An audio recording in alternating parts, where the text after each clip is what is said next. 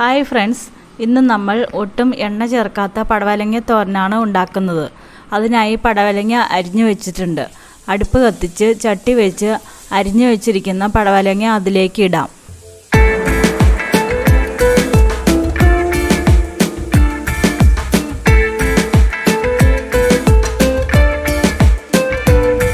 ഒരു ചെറിയ സവാള ചെറുതായി അരിഞ്ഞത്, അല്പം കറിവേപ്പിലയും കുറച്ച് മഞ്ഞൾപ്പൊടിയും ആവശ്യത്തിന് ഉപ്പും ഇതിലേക്ക് ഇടാം.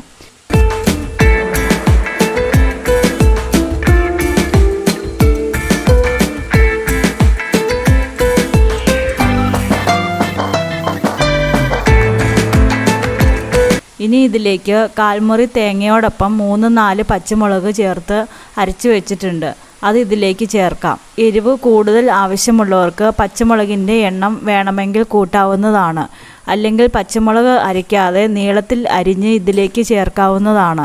പടവലങ്ങയിൽ പച്ചമുളക് അരിഞ്ഞ് ഇടുകയാണെങ്കിൽ നീളത്തിൽ അരിയുന്നത് നല്ലതായിരിക്കും. അല്ലെങ്കിൽ പച്ചമുളക് എടുത്ത് കടിക്കാനുള്ള സാധ്യതയുണ്ട്. നമുക്ക് ഇപ്പോൾ ഇട്ട ഈ ചേരുവകളെല്ലാം എല്ലായിടത്തും പിടിക്കുവാൻ പാകത്തിൽ നന്നായി ഇളക്കി യോജിപ്പിക്കാം. ഞാനിവിടെ തേങ്ങ അരച്ച പാത്രത്തിൽ ബാക്കിയുള്ള അരപ്പ് കൂടെ ചട്ടിയിലേക്ക് ഒഴിക്കാൻ പാകത്തിന് അല്പം മാത്രമേ വെള്ളം എടുക്കുന്നുള്ളൂ.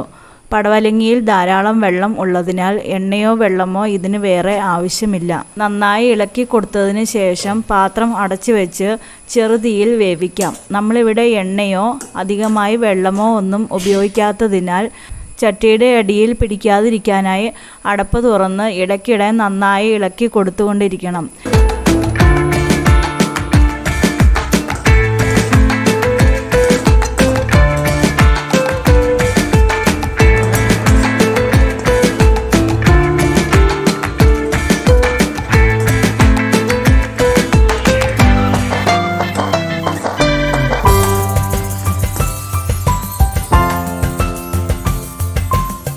പടവലങ്ങയിലെ വെള്ളത്തിൻ്റെ അംശം മാറി കഷ്ണങ്ങൾ വിട്ടു നിൽക്കുന്ന പരുവത്തിലേക്ക് മാറുമ്പോൾ നമുക്ക് സ്റ്റൗ ഓഫ് ചെയ്യാം.